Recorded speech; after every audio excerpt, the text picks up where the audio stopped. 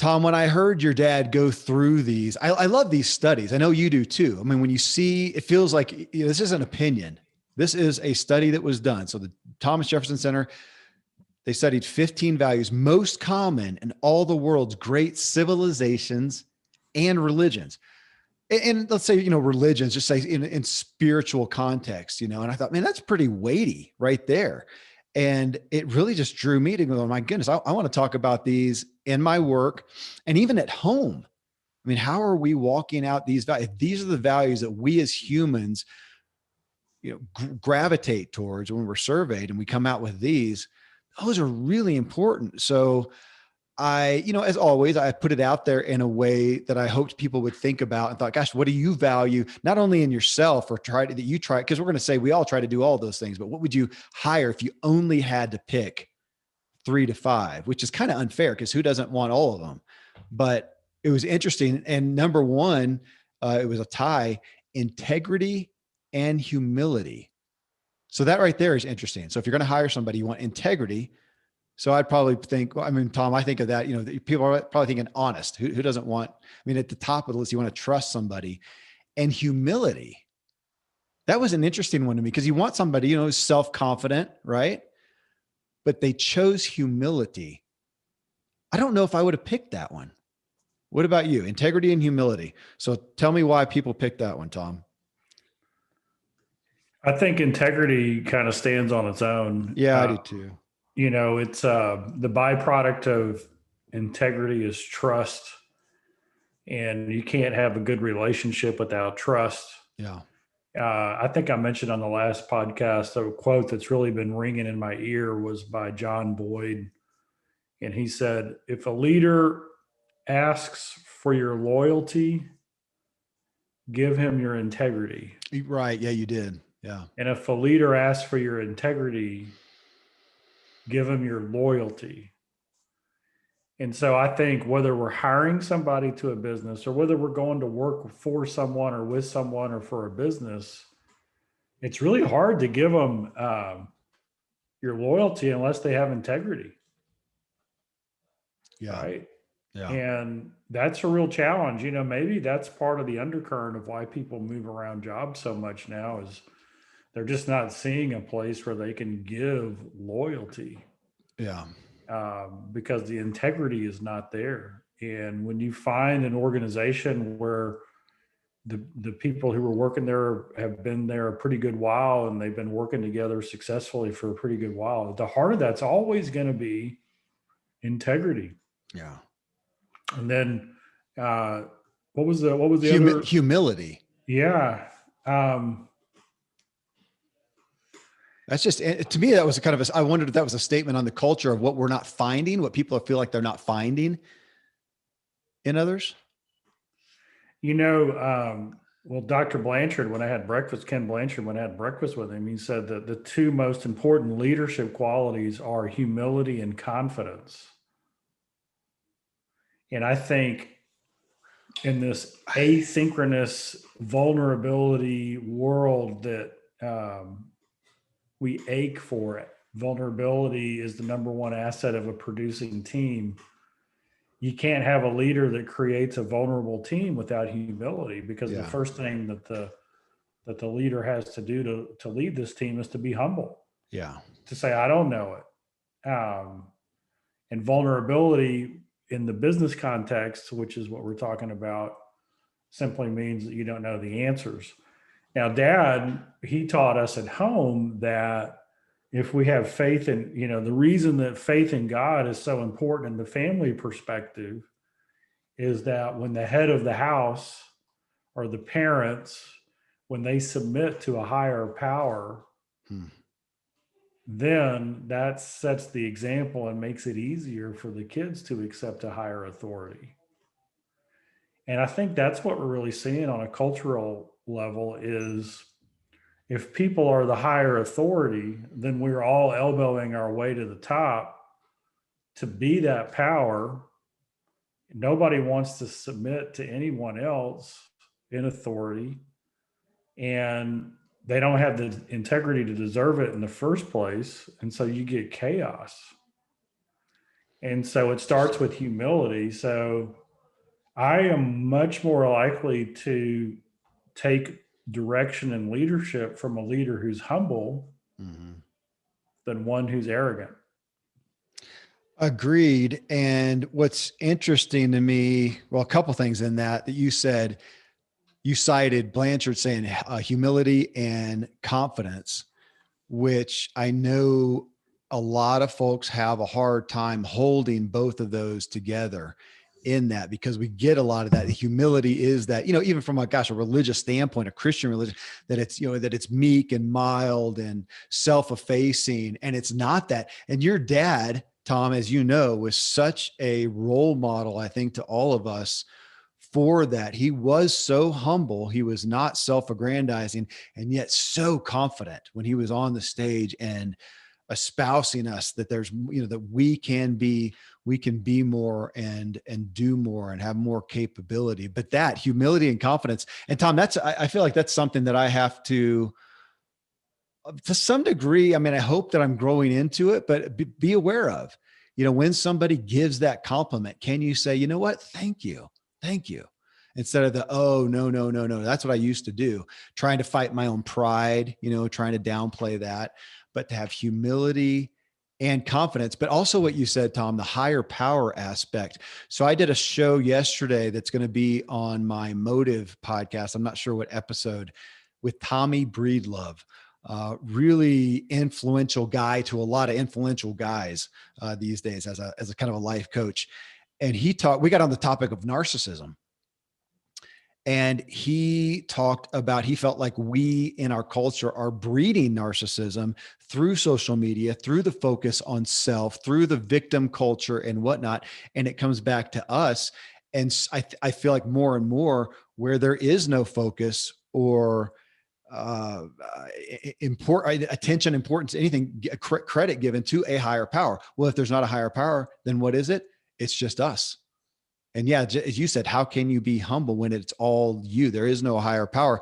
And I felt like, yeah, he was pointing out that from a narcissistic standpoint, that feeds into that as well. And because it feels like this phenomenon of everybody's a narcissist right now. Like there's some viral integrity or viral, character flaw floating around. We're all catching it. Oh my gosh, I got the narcissist virus now too, along with COVID.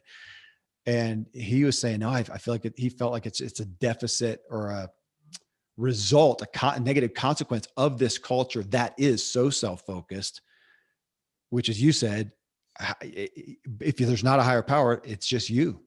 And man, I was talking with my dad, Dan Miller, recently, and he said, your world just gets so small, so small. Absolutely. Yeah. Absolutely. It just gets tiny. And when we have to be the answer to everything, Mm-hmm. it only takes a little virus to humble us. Yeah. And, and I say that, Tom, as a guy who I would say, does Kevin Miller have faith in a higher power? Absolutely. Does Kevin Miller often go forward on any given day and any given moment like it is up to him and he is a higher power? I do. I have a history of feeling led. I think authentically led, and I think proven out in my own life, led by God to do X, Y, Z, and yet so prone to heed the calling, take action, and go it alone. And then find myself so often later going, okay, where are you? Where are you? I'm feeling kind of alone here and I'm going awry. And yeah, so there we go. So integrity, human. So the second ones though, Tom, let's hold these up. The second one's industriousness, cooperation, and love. So again, there's 15. We just pulled out 2, integrity and humility. Second one's industriousness, cooperation, and love. So I'll just give that to you. What do you think of, or what do you think is the perspective that people have that they would list this out in a hiring potential that they would think of with industriousness? Wow. So what does industriousness mean? Is it, I'll give this is what it means to me. Yeah. There's a way that I think it's, maybe it's MIT or Harvard, where you can go online and you can take a full course curriculum for IT, Uh-huh. and same classes, same videos, same material, but you're not a student, right? You're just Yep. taking it. And so you can self-study your way through it. And I think it costs you a couple $1,000s at the end of the whole program. And you get a certificate after you pass the tests that say you've done the equivalent of somebody who went to the school there. And so I've asked business owners, hey, would you rather hire a student who went to Harvard who has 150,000 in student loan debt and the official sheepskin who went through these courses, or would you rather hire someone who worked their way parallel, did these courses online, passed all the same tests, but didn't go to the school itself? And it's 100%. Oh, I want the student who didn't get the debt, who did it on their own. And I said, why is that? And they said, because they figure it out with the resources they have. And to work in my business, that's what I want. I want an innovative, creative, industrious. How can we solve these problems with the materials that we have? So to me, that's what industrious means. It means looking at the resources, the allocation, everything that we have, and we just maximize it. How about you? What does it mean to you?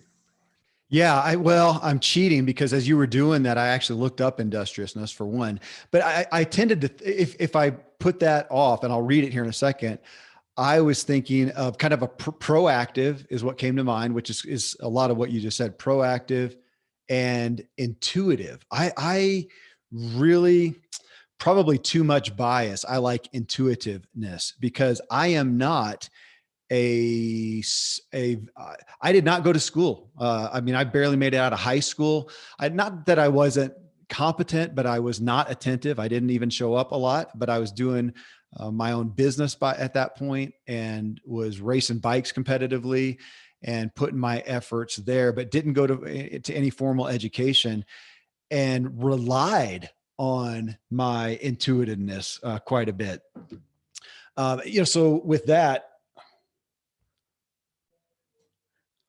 So with that, yeah, I relied on intuitiveness, and even that, it's not what you know, it's who you know, and figuring things out. Now, it's tempting for me to hold up that quality as the holy grail because it's what I relied on so much. And I've seen with my kids that there are other qualities that are great. And thank goodness not everybody just has that one quality, because they would never do that's not true. But, so there's aspects of administration and maintenance and that just management that needs somebody who's more of a steady worker, steady thinker and whatnot.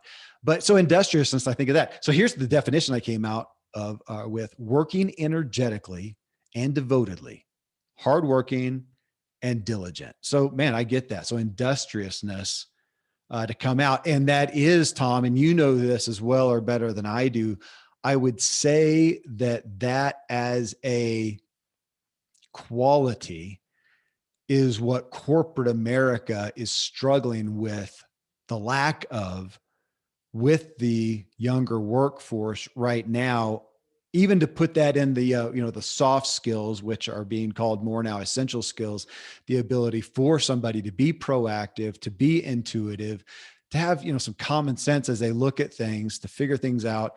And they're not getting that because we're not fostering that well in our culture. And I'm not even going to say it's in the education system, because as you know, a lot of that's at home. If I expect it I'm not looking to the educational institutes to do that. I should be teaching that to my kids at home. And that's not being done as well either. And so we have this workforce right now, and the corporate world saying, man, we get these kids in, and it's not that they're not smart. It's not that they don't have, good heart. They may have integrity and humility, but they haven't had the opportunity even to be industrious and to become industrious. And I think this is what Simon Sinek has been talking about a lot in his videos that have been going viral about millennials and what they have been born into, this electronic age and this digital age. And they have some skills and qualities that you and I don't, as what he would say, we are not digital natives.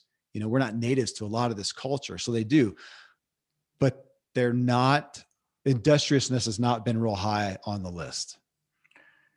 100% agree. And as I researched the whole book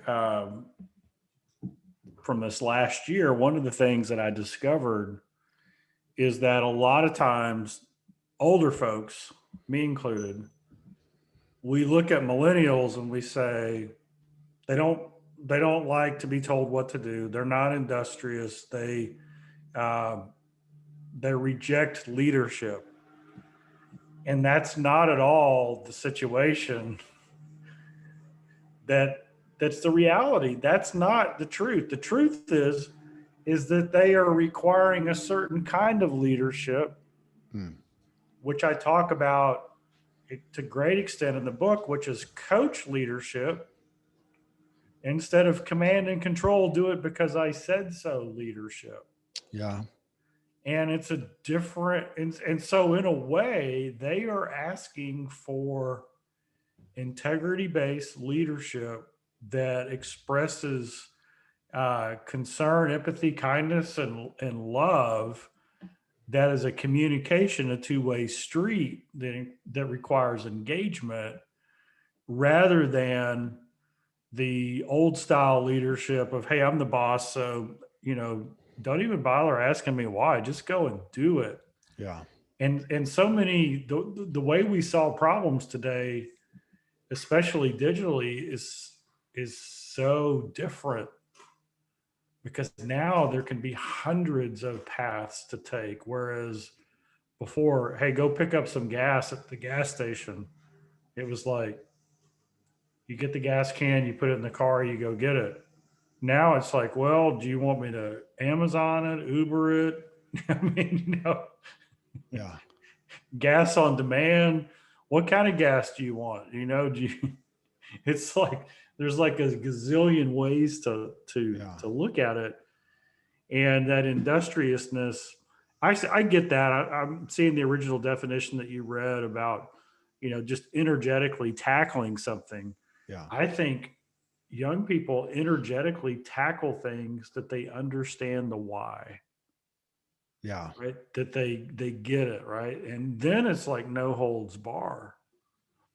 Another thing that's different is,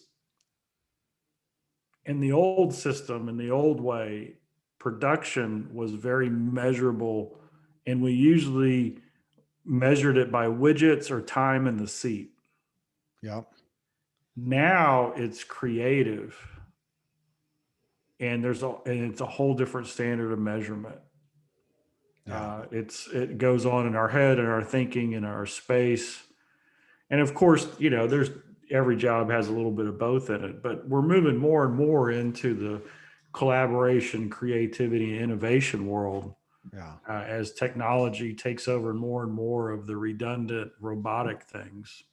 Yeah, it's interesting. I saw something yesterday about the robotics coming into fast food, and them showing the robot that takes the potato or the whatever, the French fries, and dips them in the cooker or the fryer or whatever, and comes out. And just, again, the changes that are happening there. One thing I thought of as you were talking there with industriousness, I have two boys right now who are my muse somewhat. They are 16 and 14. And the industriousness, as I think of it, with that proactiveness, I don't see as much in them. I don't see as much in our culture. And again, they're my muse right now because they're right in the middle of that for me. I don't see that as much in them as I saw not only in myself, but even in Tom, at our age.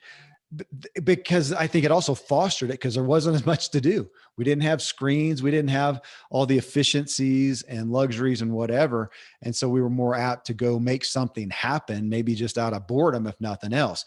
Now, if they do get involved in something, if I do pull them into something, or they get the opportunity, then they do work energetically and devotedly, as the definition says. But I don't see as much proactiveness. And I think this goes somewhat to what we're seeing in the culture, because it's not as needed. You can fulfill any desire, just as you said, sitting in your chair, and it doesn't require as much overall proactiveness, it seems. So gosh, that's an interesting one that one came up so high. Love over here. I'm going to, if you're okay, let that, unless you want to say something there. Love. I mean, I think we're back to the higher calling.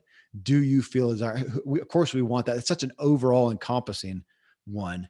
But cooperation then was the other one there. And that's an interesting one as well to look at culturally. I don't know if you have any insight to, again, if we look at the corporate world, is that one where cooperation is listed because it's lacking?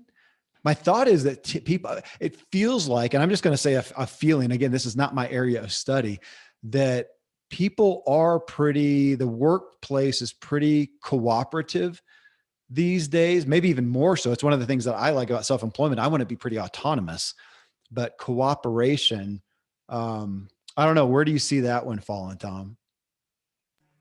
Well, I wanted to just comment on proactiveness. I think a lot of times in our culture, we're spared consequences. I hear the lawnmower there, isn't it? Keep going. So if anybody's hearing this is a candid show, there's a lawnmower. It happens in buildings. Yes. So in the proactiveness issue, I think there's a layer of safety where we don't feel consequences like we used to. Huh. So a lot of the parenting that you see today, if the child leaves their clothes on the floor, the parent comes in and picks it up and takes care of it. Yeah. Right. If I don't get this project done on time, the parents write a note and the teacher feels pressure to give them an extra day. Right. There's this whole idea that we need to protect people from consequences. And then they go into the world. Absolutely. And boom, all of a sudden. Exactly. There is consequences that come along, and they're right outside my window. So I'm going to mute. Okay. Gotcha. All right. You motion me when they're gone. Yeah, I agree. And there's so much, again, culturally that's different, and it's so easy to showcase it with the negative, but I do see skill sets, even that my own kids have, and perspectives that are needed in this. We are in the information age. They are digital natives. And as we grow into a culture that is more and more digital native, they grew up in this stuff. It is going to have different mindsets, different skills needed. And I don't think it will turn out to be all bad, but we may be in the rub of a shift that who knows how long that is going to continue. So industriousness, cooperation, love, those were number 2. Number 3, the third ones. That's 5 right there out of the 15. Here's 3 more: wisdom, courage, and optimism were set in there as next. And so, wisdom, I thought, is an interesting one. It's a word that we use, we uphold, we applaud. It'd be a curious one to get a random sampling of what people think the definition of wisdom is. I think it would be easy to say, and Tom, you just motion when you don't have a lawnmower outside there, but how you define wisdom. Because when we see that, you think of Gandalf. Okay, there's my picture of wisdom. It's the old white-haired, super wise, experienced a lot, been alive for thousands of years, and they really know a lot. And we attributed a lot to age, which is by proxy experience, I think. But as you and I have, man, feel like I've heard out of my kids wisdom, where they have wisdom beyond me even. And I do feel like it's hard to have without some experience.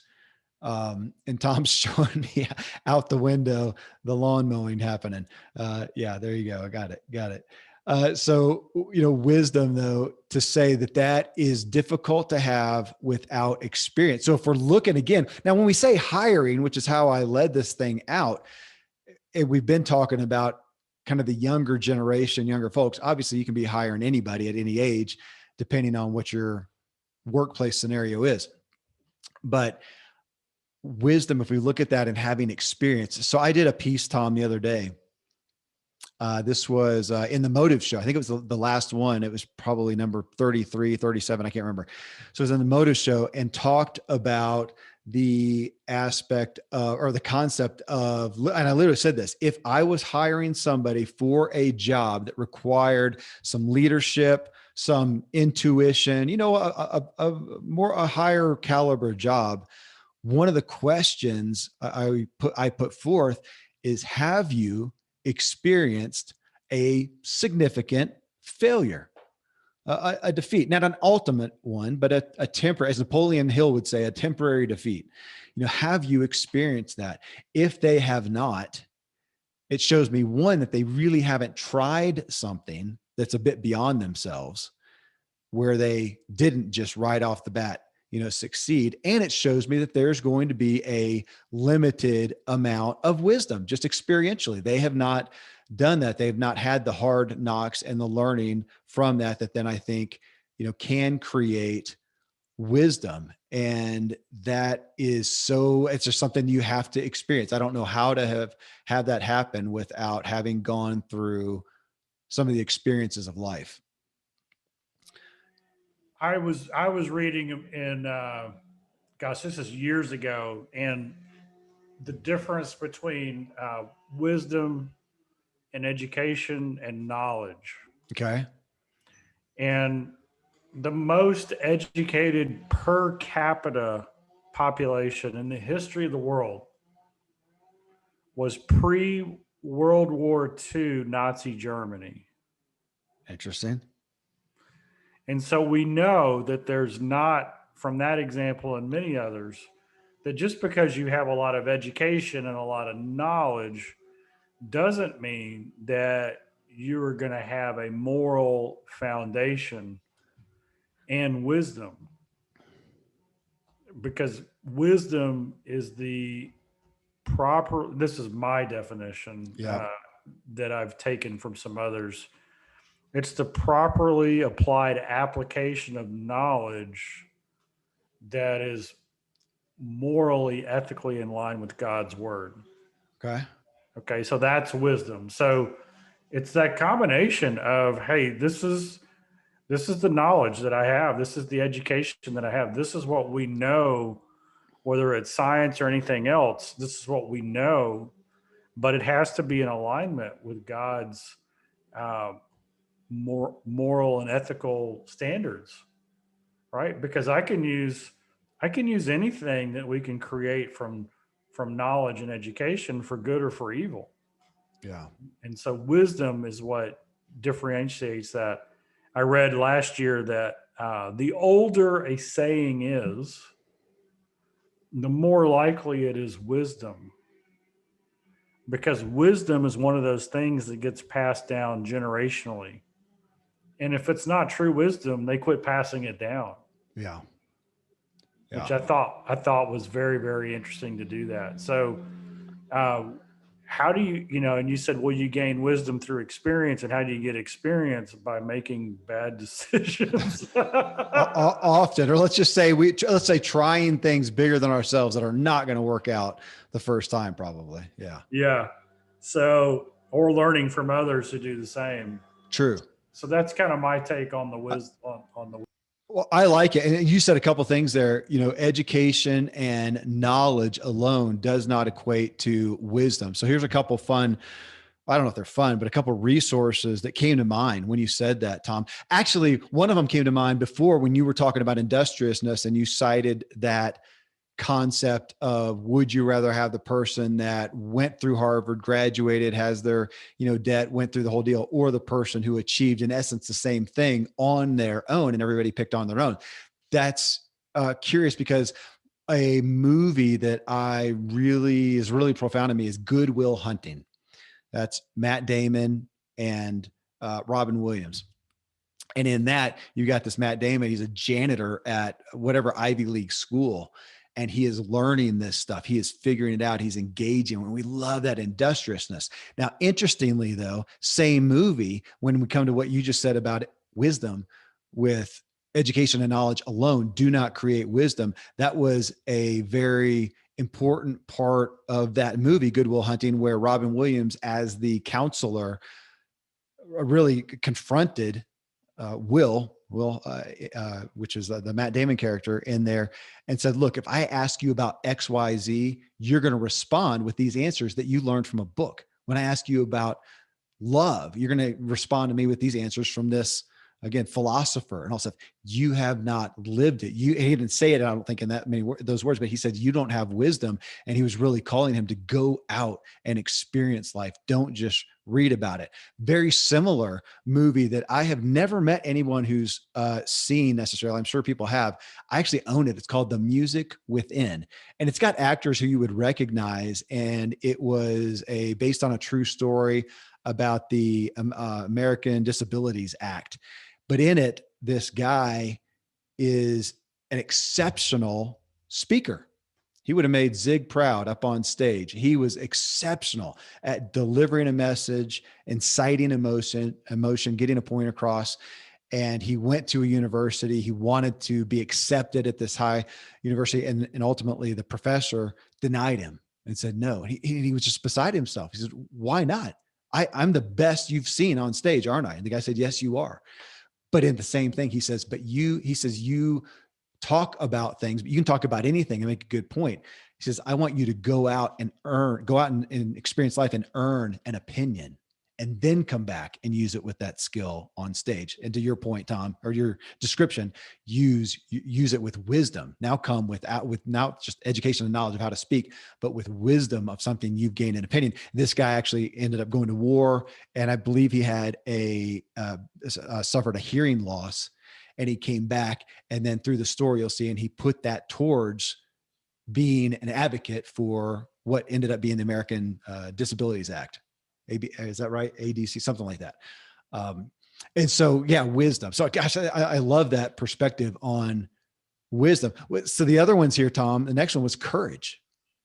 And really going back to what you cited a minute ago, when we have a culture to some degree where we have not allowed our kids to fail, to experience consequences, and we shelter them, shield them. What's the helicopter parenting, I think, is the big one, and that's been, talk about the corporate world where we've had people complaining because they bring this kid in 18, 19, and the parents get involved in hiring, and they're going, are you kidding me? Is this kid not a human, an adult in and of themselves? They still need your parenting.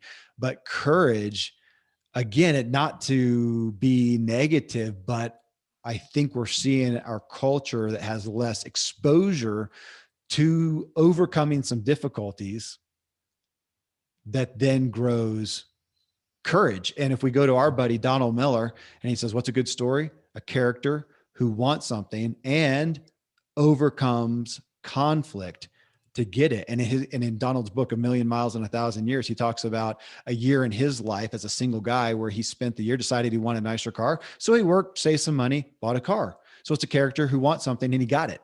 Didn't overcome any conflict. It's not a good story. And he said, really, is this what my life is? It's not a good story.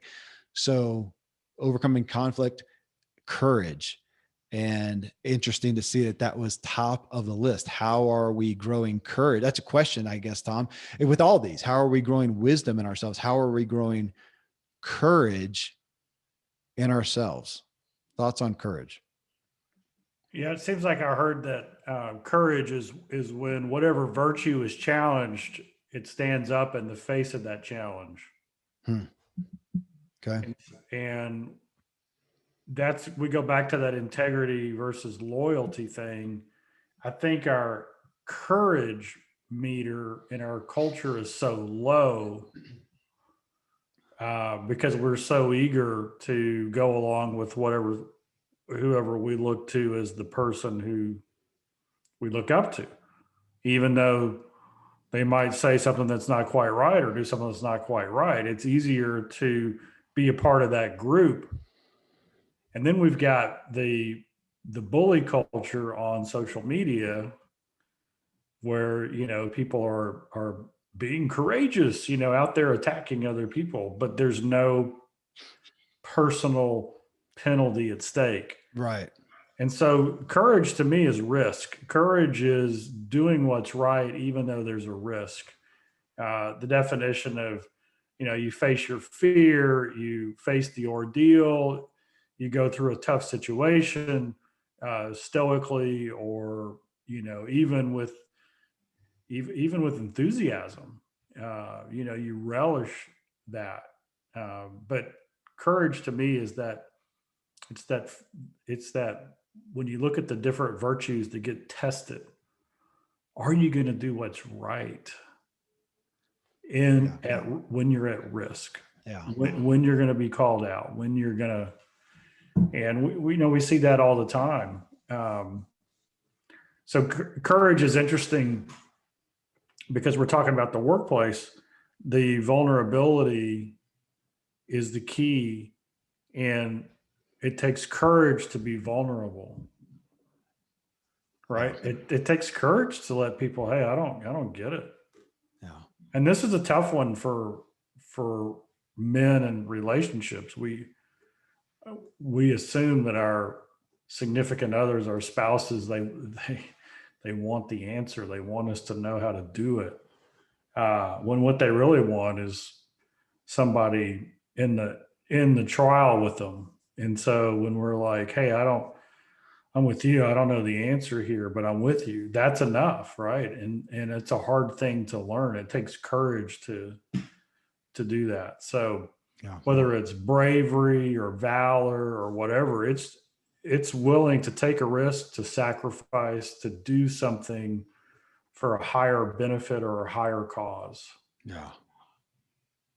Yeah. Gosh, it's interesting. We can dig into that. I mean, a lot of people also think of that with bravery, though I can see sometimes a differentiation within bravery, especially in a moment, and being courageous overall. Well, again, just such a big, profound character issue here. Well, Tom, the last one here that's listed is optimism.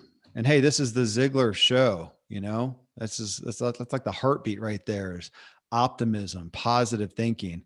And I would say, Tom, maybe help me here, because I feel it's so easy when we're talking about things like this to come from a negative standpoint, because it feels like our culture, and this stuff was written about long ago.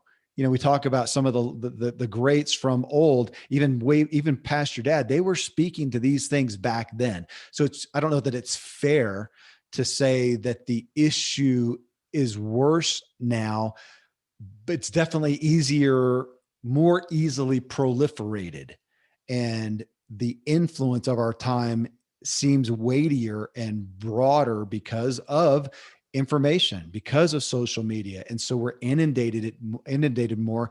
And it feels like by proxy, that does have more of an influence on us. And I feel like we are under fire more than ever with these values, is how your dad presented them. Somebody in the comments said these are virtues, and I agree as well. These are virtues. So that values and virtues overall are under fire right now, and we are becoming this, it feels like this narcissistic flavor. So as we look at that and say optimism, man, I can see the desire for that. Who doesn't want that in their workplace? Who doesn't want that in their home? Optimism. And now we need it as much or more than ever to be optimistic. So dig into that one a little bit, Tom, because we're all going to put our own quick label on what optimism is, positive thinking. And one of the best, not caveats, foundational statements, I think, on that I love is your dad's, is Zig Ziglar. Him saying, within positive thinking, it won't let you do anything, but it will let you do everything better than negative thinking will. Man, that feels, I don't know how to argue that. That feels irrefutable. So when we look at optimism as seeing the glass half full, however you want to look at that, and looking at the bright side, seeing a problem and saying, hey, where's an opportunity for a solution, as my mom and dad would say, that optimism is not something we're going to see when we tune into USA Today, CNN, Instagram, Facebook, for the most part. Now there's threads. I mean, you and I know people, and hopefully we ourselves are trying to purvey optimism within those channels. But the culture at large, media at large, that is not, if it bleeds, it leads. And optimism is the opposite. So good place for us to land. I think this could easily be in the top 4 or 5 needs of the day right now. And Yeah. the reason is we've just been slammed from so many directions of negative input. And the problem, Dad said this, he said, the way you see your future determines your thinking, Yeah. and your thinking determines your performance. Right. And right now, the future, it's an interesting dichotomy because we get the constant drip, drip, drip on the news and social media. And yet I think I saw a poll that the people are more optimistic about the future than they've been in 16 years. And I'm just wondering, is because it's been so dire that, with things turning a little bit, it's like, well, yeah, it was better than 3 months ago, or Yeah. 6 months ago. But Dad said this, so optimism and hope go hand in hand. So if you're hopeless, you're not even going to try. Yeah.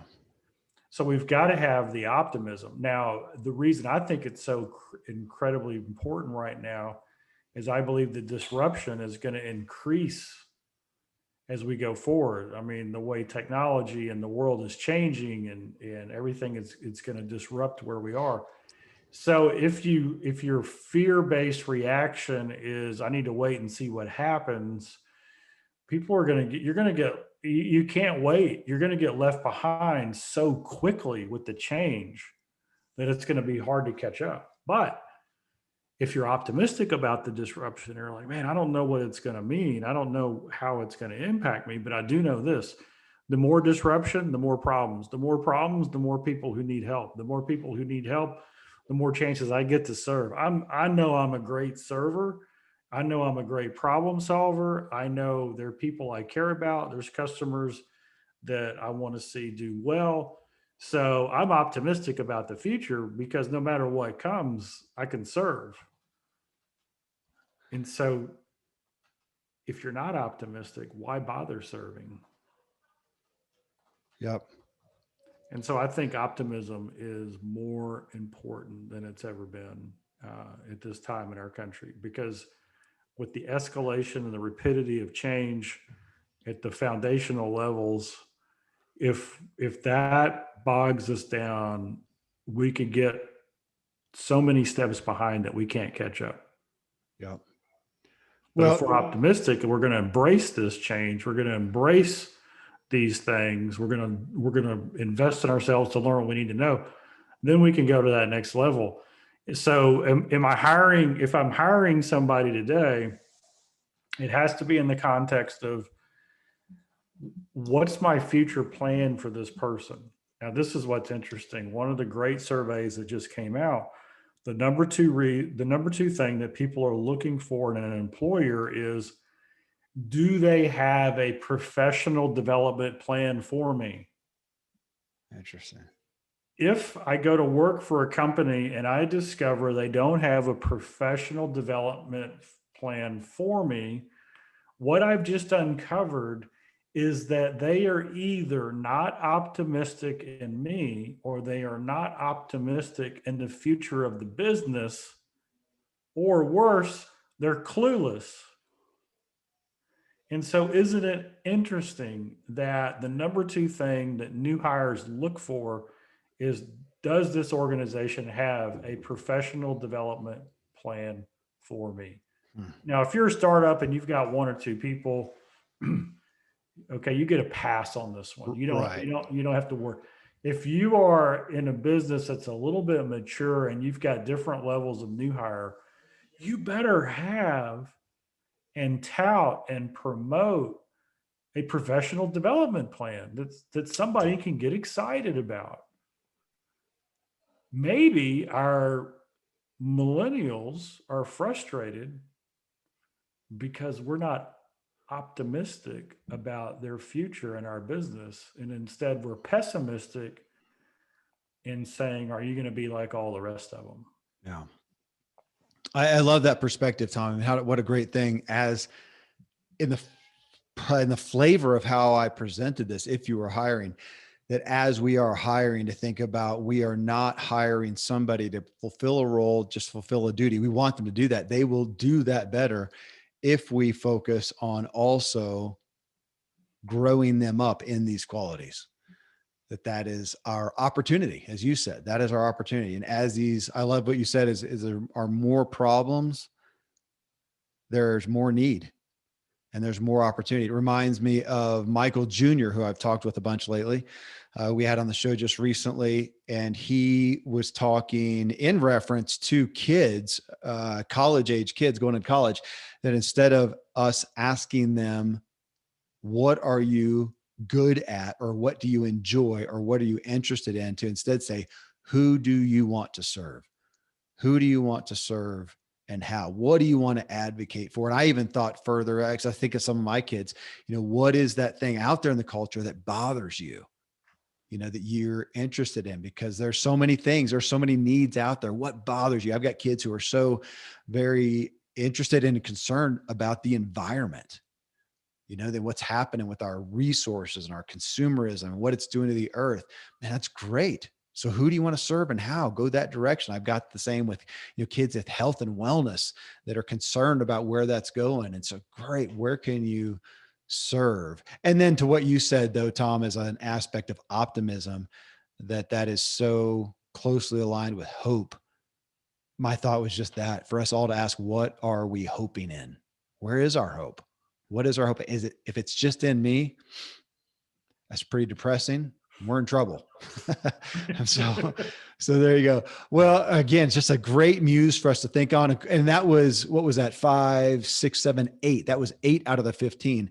We did not hit on great things, and you guys can consider them for yourself. Things like freedom and justice and thriftiness and generosity and objectivity, moderation.